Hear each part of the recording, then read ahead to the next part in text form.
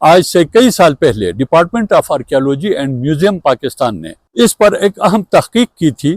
انہوں نے بھی اس جگہ کو زمانے قدیم میں بدھ مت کا ایک اہم مرکز قرار دیا ہے۔ میں ہوں وزیر محمد فیروز اور آپ دیکھ رہے ہیں سیاست چند ٹائمز کا خصوصی پروگرام خرمنگ تاریخ کے آئینے میں۔ بلتستان میں اسلام کی آمد سے پہلے یہاں کے لوگ بدھ مت کے پیروکار تھے۔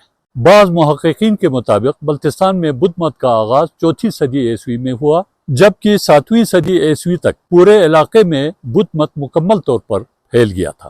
بدھ مت کے دور میں پتھروں پر کندہ بہت سے نقوش و آثار اب بھی بلتستان کے مختلف علاقوں میں پائے جاتے ہیں۔ اس میں سے ایک مہدی آباد بودھا راک ہے۔ مہدی آباد کے محلے رزو میں واقع گوتم بدھ کے بارے میں اکثر محققین کا کہنا ہے کہ اسے 8ویں صدی عیسوی میں بنایا گیا تھا۔ یہ نقش جس پتھر پر بنا ہوا ہے اس پتھر کو گرینائٹ کہتے ہیں۔ ہمارے نوجوان محقق تہذیب الحسن بھی اس وقت میرے ساتھ ہیں۔ وہ ان موضوعات پر کئی سالوں سے تحقیق کر رہے ہیں۔ ان کا کہنا ہے کہ یہ متریا کا نقش ہے۔ سکردو میں واقع منٹھل بودھا راک کے درمیان میں موجود گوتم بدھ کے دائیں بائیں جو بودھا کھڑے ہیں ان کو متریا کہا جاتا ہے۔ متریا یعنی آنے والا یا مستقبل کا بودھا، جس کا دور ابھی شروع نہ ہوا ہو۔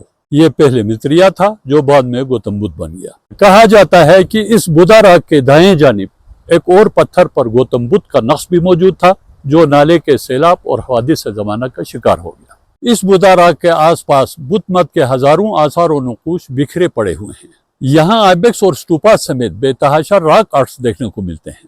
بودھا راک سے نالے کے ساتھ ساتھ جب ہم نیچے کی طرف بڑھتے ہیں تو وہاں پر ایک اور پتھر پر بھی اس طرح کا ایک نقش بنا ہوا ہے۔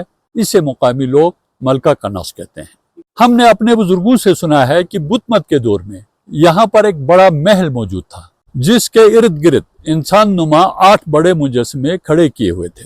وہ سب پہاڑ گرنے کی وجہ سے اب گر چکے ہیں۔ اس بات کی تصدیق آثار قدیمہ سے تعلق رکھنے والے ماہرین بھی کرتے ہیں۔ آج سے کئی سال پہلے department of archaeology and museum Pakistan نے اس پر ایک اہم تحقیق کی تھی۔ انہوں نے بھی اس جگہ کو زمانے قدیم میں بدھ مت کا ایک اہم مرکز قرار دیا ہے۔